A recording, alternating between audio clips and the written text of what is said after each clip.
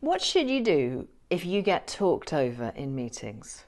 Yeah, this one happens a lot. I hear about this one a lot.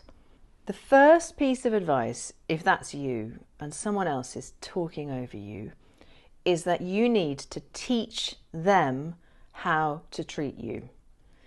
In other words, walk into that room or log into that call next time and really have a sense of what you are there to do, why you are there, what you are speaking about. And when you speak, commit. What that means is project your voice to the back wall, own it, teach them how to treat you. If you want to know more about this, my brand new virtual masterclass, the 4-step system to speaking with confidence, is out. It's free and it will massively help you not to get talked over. Can't wait to see you there. Have fun.